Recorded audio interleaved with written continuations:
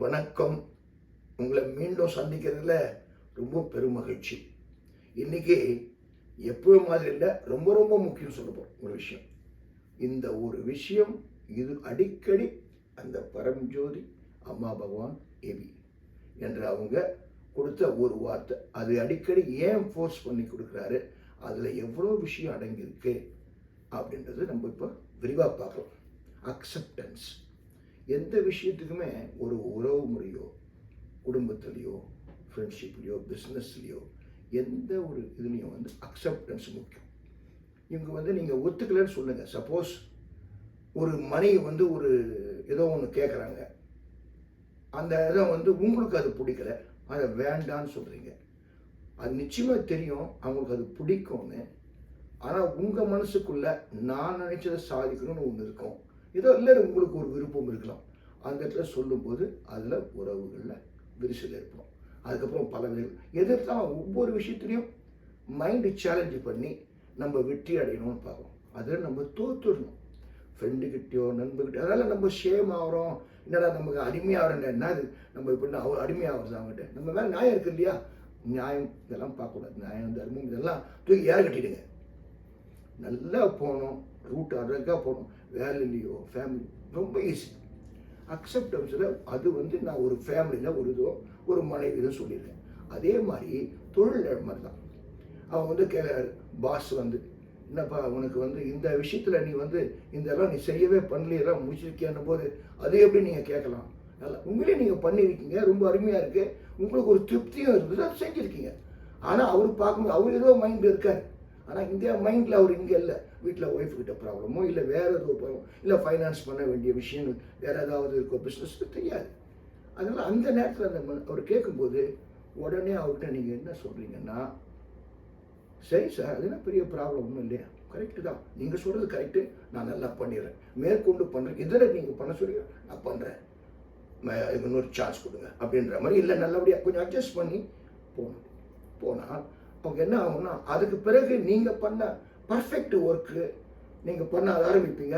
அதுக்குள்ளே அவரே சொல்லுவார், அடடா நான் தப்பு பண்ணிட்டேன்ப்பா, நீ நல்லா பண்ண வேட்டில் நான் பார்த்து செக் பண்ணேன், டைமில் நேற்றதோ ஒரு மூடியில் பேசும்போது இப்படி பண்ணிட்டேன், அதனால தான் அது தவறாக வந்தது, ஐம் சாரின்னு முதலாளியே அந்த ஓனரே அவங்க தொழிலாளிகிட்டேயோ அவங்க ஒர்க் பண்ணுற ஒரு சாதாரண ஆள்கிட்டே அவர் பேச முடியும். ஏன்னா அவர் பெர்ஃபெக்ஷனாக இருக்குது.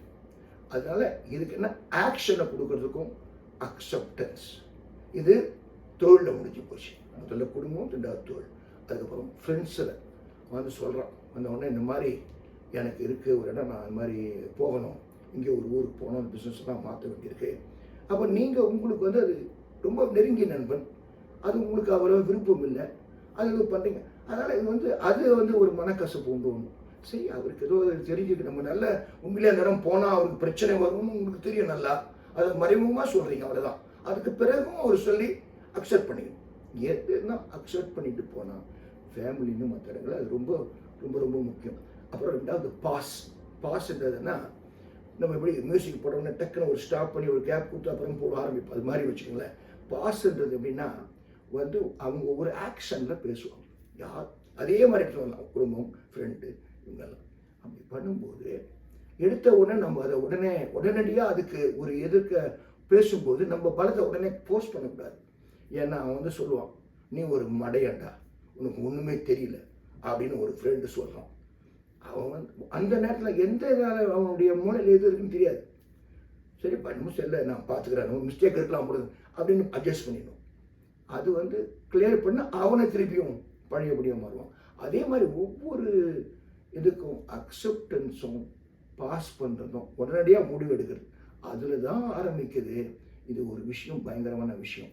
எப்படின்னா, உடனே அவங்க சொல்கிறாங்க ஒரு வார்த்தை, அதை ரிவேஞ்சாக மாற்றி பழி உணர்வுகளை உண்டு பண்ணி கடைசியில் அது வேறு விதமான ஒரு ஆக்ஷனுக்கு முடியும்.